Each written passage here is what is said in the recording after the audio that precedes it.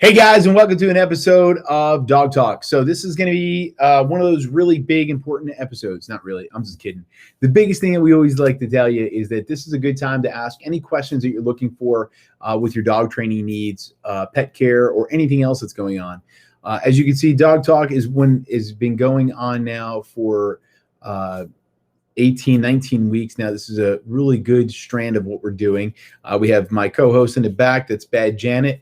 And we are at my office here at the Bowwag Pet Resort. So this is what Dog Talk is all about, is building community and teaching people all different things. And tonight's episode, we're going to be going over a few things that we've gone over before. Dating your dog is one big thing, and thinking about mental, physical stimulant for your dog. And I know I've talked about it in past episodes, but it seems like it's really coming around more and more and more. The more clients I've been talking to, other trainers that I've been working with, my trainers here at Blue Line Canine, we've been coming across a lot of clients having a lot of similar issues. So I guess that this is why I'm really bringing it back up. It's sort of because of the fact that it keeps popping up. So there's a few things that we have to look at. There's a lot of communication out there and a lot of education through YouTube, social medias, TikToks, so many different dog trainers, so many different information, so much information out there, to the point where you really find yourself struggling to find out what is the right method of training, what is the right tool, what is the right subject, what is the right tips, what is the right methods to solve your direct problem. And that's sort of what we want to talk about tonight. So we want to really help you hone in on the information. So dog training has been documented for a very long time. You're looking at early stages around the World War I and World War II and so on and so forth. So, and one of the biggest things I always like to tell everybody is this. Number one is this: as long as documentation has been created and published and put out there, it has never been recanted and removed. So when we think of where we're seeking the information, we have to be mindful of when it was printed, how it was printed, by whom it was printed, what was the styles going on back then, or where it is. And this goes for almost anything when you think about it. Because as time goes on, things improve and we learn new things and we try new methods, new philosophies. And that's one of those things that you have to work on and make sure that you're paying attention to while you're doing this with your dog. Because when we think about it, well, we've learned that you could turn your back to get a dog to stop jumping, when the truth be told is that's actually a bad way of doing things. Because one, when you turn your back on your dog, right? So if I'm back here and I do this to you, that didn't do anything besides probably some of you want to almost either flick off or not pay attention anymore. Because when you think about it, you're like, oh, well, he's not paying attention to me, I want to move on. But your dog is literally jumping on you because they're trying to get your attention. Now you turn your back, you are going to make that get worse. Your dog's going to now run around in a circle. You're going to amp them up. You're going to push that limit. You're going to go overboard in that case. So we don't recommend that, because of the fact that when you do something like that, you're actually escalating the dog up into you're pumping them full of drive and energy. It's really not the best way of doing it.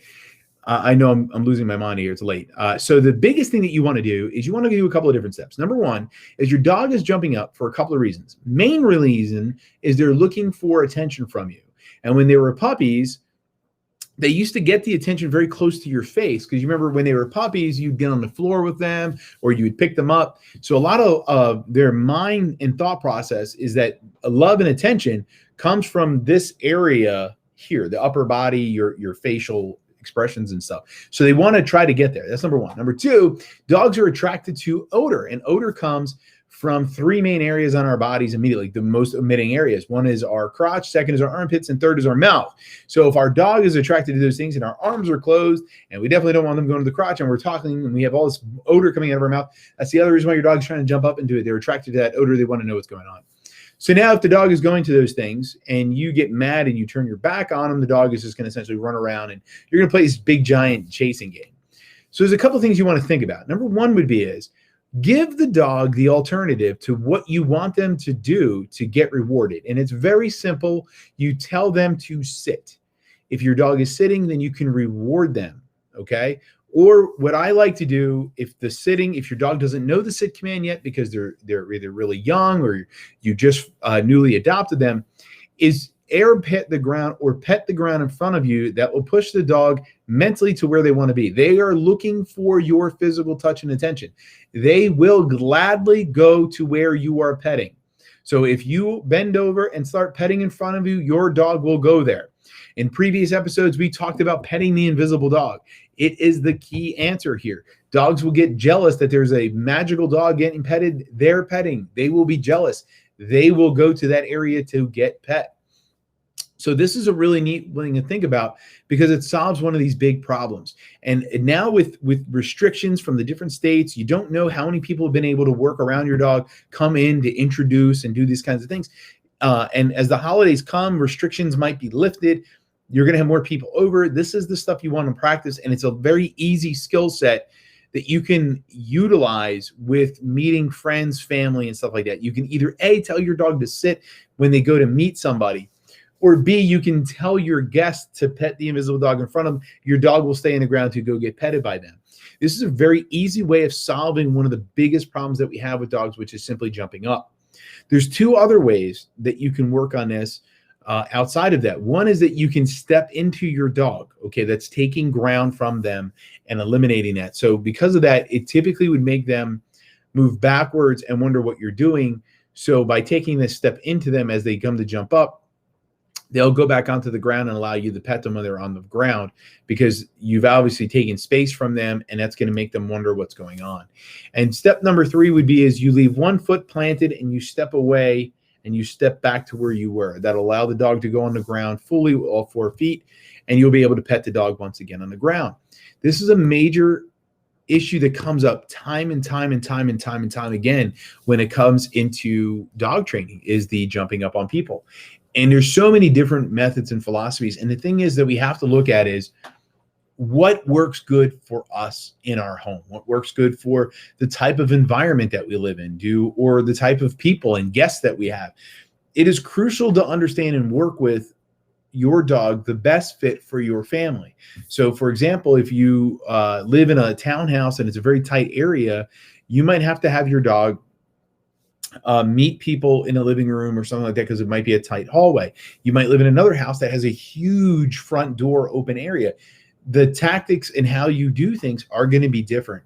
And that's why there's really not one way to solve it, every trick or everything in out there. So the reason why I bring that up is because what we started talking about is that when we think about our training and we have to think about how we have all this different information and we think one person's more right than the other. Well, there's really not bad information. It's about finding what's best fitted for your need or those things. So we get into this kind of stuff is because of the fact, like I just gave you 3 different options for working on jumping behavior. And there's way more out there than those 3, but those 3 are the most commonly used and get fast, extremely fast results. So we push those 3 as our first top 3, and then we move on from there. That's a very big common problem. Now, with dog training going on now, as you know, with COVID-19 restrictions, dog training has been a whirlwind of what we can, what we can't, what we are able to do with our dogs. Can we bring them to public places? Can we work on socialization? Do we bring them to doggy daycares? Do we bring them to boarding facilities? What do we do with our dog? How do we get our dog out, about, and worked and different things like that? And that's really a really neat thing that comes up is because a lot of dogs are being physically exercised because everyone's home. So they're able to take the dogs out and walk them more often, which is really, really good, except the dogs are getting really, really, really used to their walks. And that means there's less mental stimulation going on the walks. And you need to increase mental stimulation because you've increased physical stimulation, right? So mental, physical stimulation needs to have a balance. You cannot have one without the other. Does that make sense? So that's a big thing. We have a comment here from Jen. Our dog Axel is with you now. Great information. Thank you. Awesome. Yeah, we can't. Thanks for hitting that up. So this information is going to be really good. And just to let you know, Jen, if you need it later down the road, by all means, you can always check out, as you can see on the screen, blk9tv.com. It'll be up there later today, and also Stuck in a Truck. So again, getting back into what we were saying is that we have to think about mental and physical stimulation. It's crucial with our dogs, because a lot of times we tend to personally find ourselves focusing in on one more than the other, or them separately. So for example, one of the things that we can use to mentally stimulate our dogs and physically stimulate our dogs with kids at home, or just being restricted to home, working at home, is playing hide and seek. This is one of my favorite tricks or games to play with my dog. Not a trick. It's a game to play with my dog. And having children, it's even better, because you can have the children hide in one room and you have your dogs go find them in the rooms. What's great about it is that you're making the dog utilize their nose to find this specific odor. In this case, I'd ask them to find my child. You can ask them to find their toy. You can ask them to find a treat.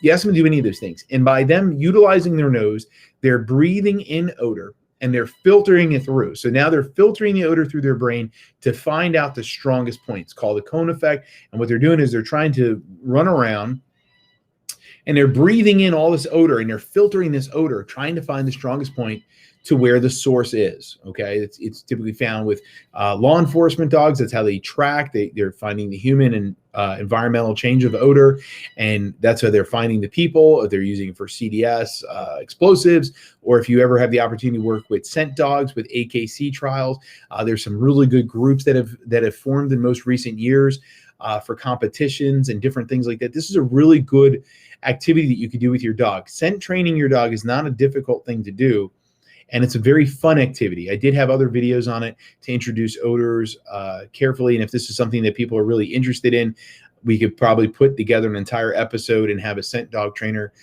come out from AKC and do this, because it's a really neat way of getting your dog mentally and physically exhausted simultaneously, because of the fact that they're utilizing their brain to sift through the different odors that they're absorbing through their nose and trying to find the source. You're mentally working them out.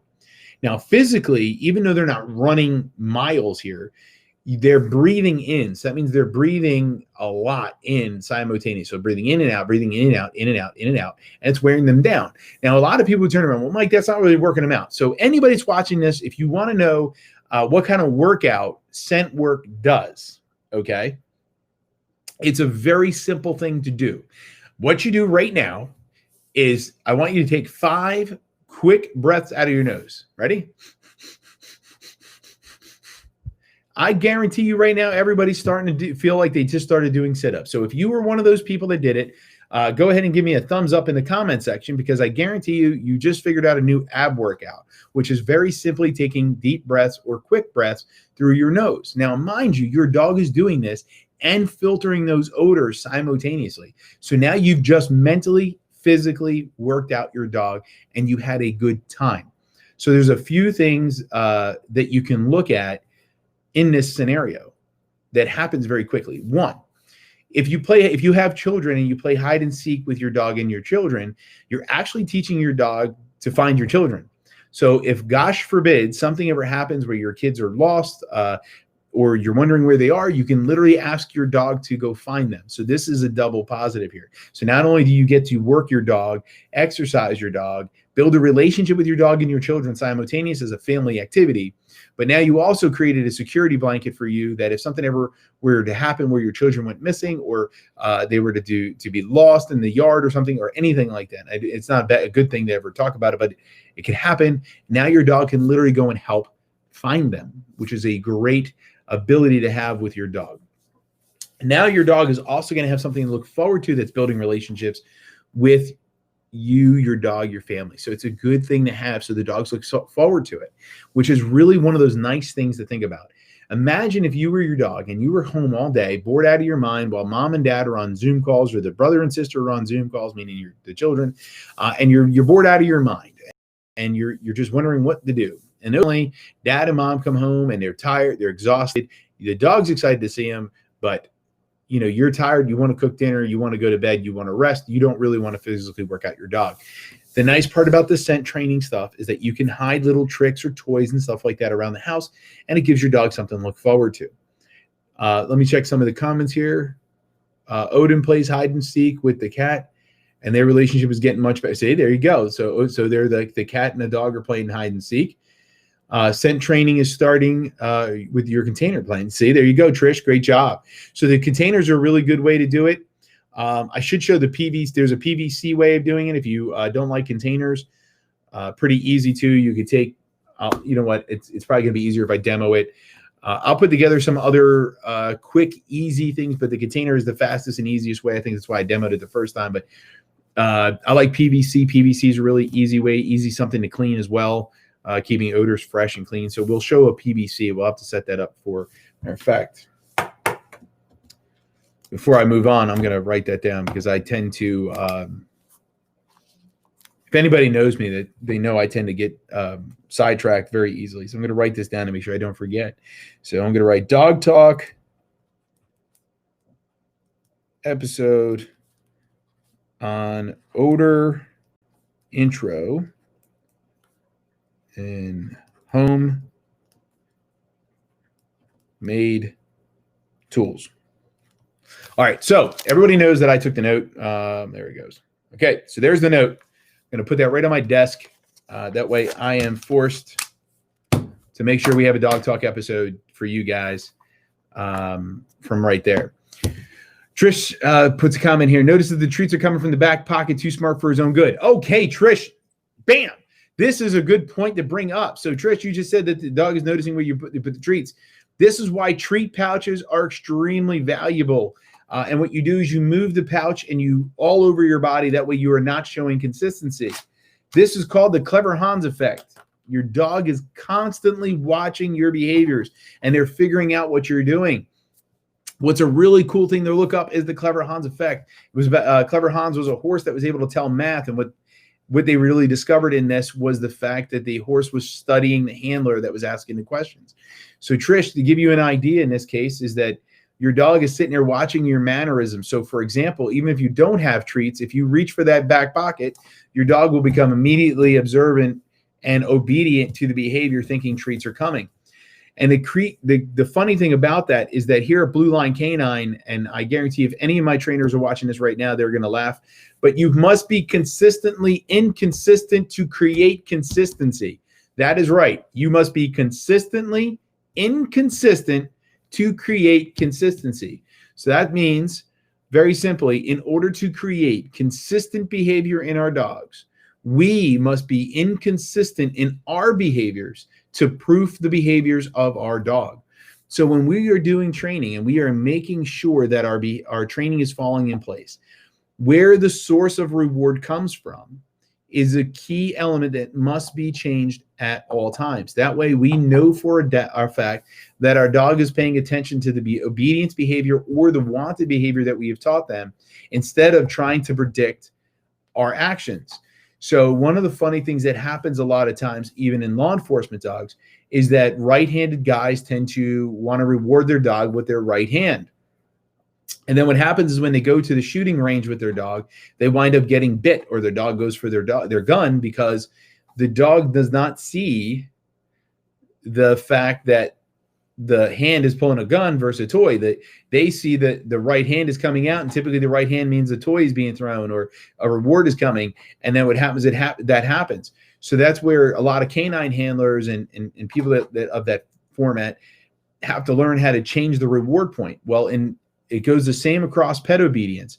By changing the location of the treat pouch or the toy, where the toy is dropping from or coming from, it's really making sure and proofing the behavior that you want in your dog. So this is a really neat thing that you want to think about, is how do you change it? Where do you change it? So one of the things that I like to do when I first bring home a puppy is I literally hide treats throughout my entire home. So that way that anytime I'm asking the dog to do behavior, the treats are coming from different places. So I'm not always going to get the treats out of the closet, or I'm not just walking around with the fanny pack. I tend to mix it up a bit.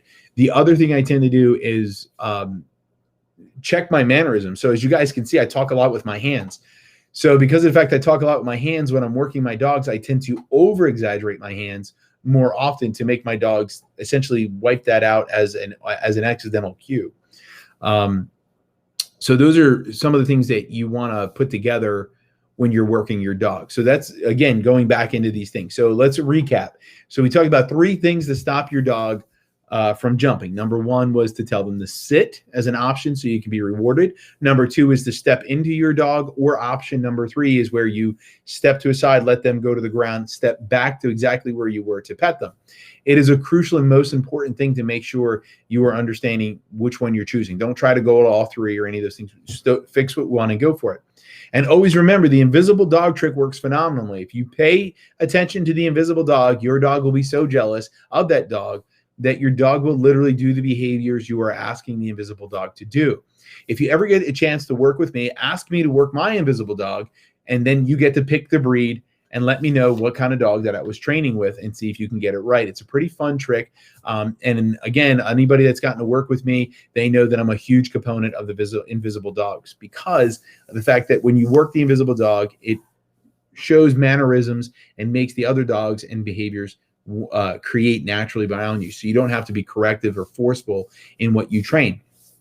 Number 2, we want to make sure, again, we're recapping, we want to make sure that our dogs are mentally and physically exercised, not just one or the other. So making sure that your dog is not just running obstacles, but also getting challenged. So the obstacle course is giving them a little bit of a mental challenge, asking for wanted behaviors, longer stays, different things. Challenging your dog throughout the day is a good thing mentally as well as physically. So giving them a physical activity and mental, this will help curb a lot of unwanted behaviors. It also helps build relationships, and you can do that through scent training.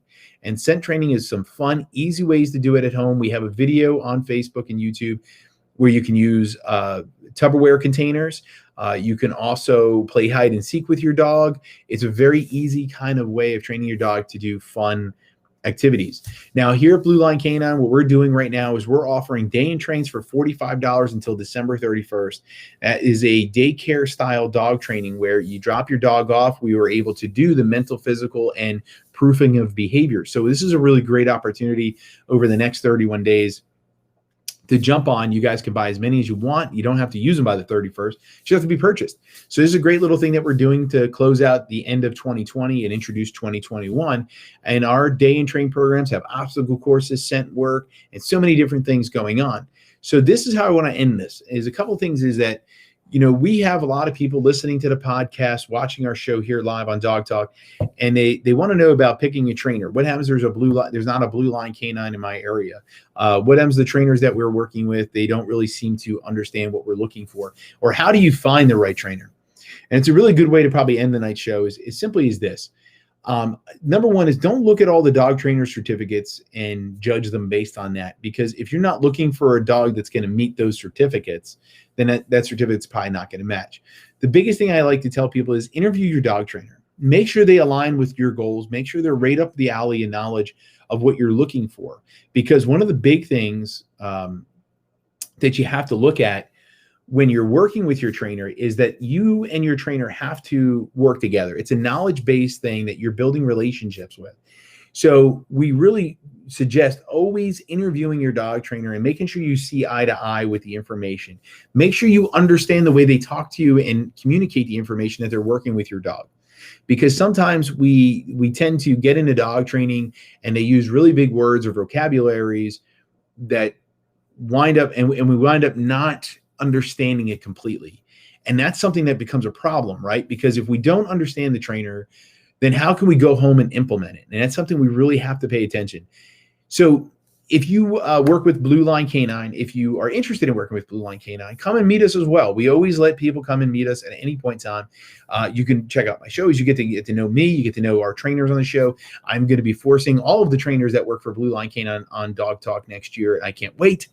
This is their announcement, by the way. This is me telling them that they will somehow, some way, be guest appearances on Blue Line Canine, because I want you guys to meet what makes this place great. And what makes this place great is the staff that truly loves and cares and is dedicated every day. And I'm telling you, they're dedicated to you guys, to making a big difference and educating every step of the way. That is one thing that I'm so proud of, having the people that I have surrounded myself with, as how phenomenal they are about caring and making sure that the result is there, breaking the knowledge down to the finest point, to making sure that you grasp it and understand it and are able to implement it for the next step. So if you guys are interested in working with Blue Line Canine, please feel free to give us a call at 1-800-266-2365. Check out our website, bluelinecanine.com. Feel free to hit us up. If you're interested in our day trains, you can buy as many as you like. They're at $45 right now until December 31st. And that then the price will go up with the new year, but you can buy as many as you want till the end. Our day train program is a phenomenal way to make sure the training is embedded, stays embedded with you guys. It gives an activity for your dogs because we'll work your dog out one-on-one, mentally and physically throughout, because we don't just put the dogs in play groups. We actually work them on our obstacle course. We take them on field trips when necessary. If we find that, matter of fact, like today we had one of our dogs that were in our day training program. When the owner came in, they had some issues they wanted addressed. Really simple thing that we did. The trainer decided to take the dog out for a field trip and proof the behaviors and make sure that she had a full visual of what's going on. So this is really great about what our day train program is working, and it's a neat thing that you can jump on and get with right now. So if you guys are interested, please feel free to hit us up. And that's going on at both locations, by the way, in Raleigh as well as here at Joppa. So all three locations, too, are both Joppa and our Raleigh location. So this is a really good opportunity getting on at the end of 2020. And again, if you're not in an area where you can work with Blue Line Canine, make sure you interview the trainers and make sure they're right in line with what you're looking for. Again, it's about relationships and bonding, and it does take a long time to see what the results are. And I'll give you the 3 magical numbers for the ultimate results as we sign off, which is going to be 30, 60, 90. It's going to take you a minimum of 30 days to create your habits, 60 days to enforce them, and 90 days to embed them, which means you don't really start seeing the results that you're 100% looking for until 30 days. And you have to continue through them until the 90-day mark to see that it's a longevity for results. I'm going to really quick check in on all the comments, make sure I've answered anybody's questions that are there. You want to buy...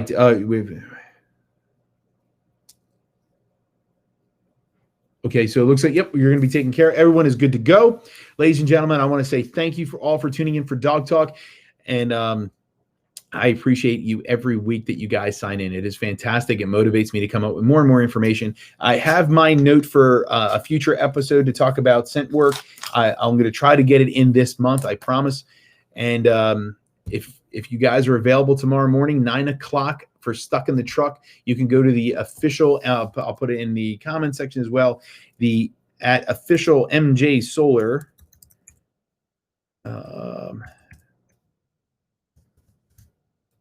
At Facebook, you can go to the official MJ Solar.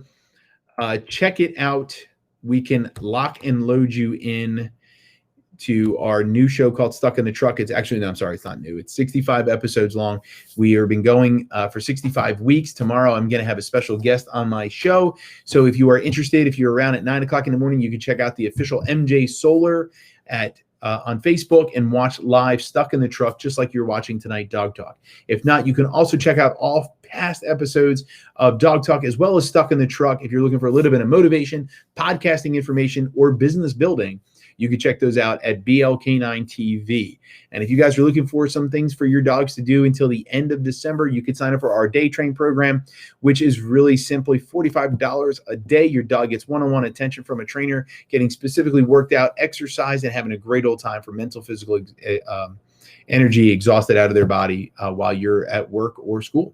So I hope you guys tune in next week. I hope you also tune in tomorrow morning. I can't wait to see you guys. Enjoy your night.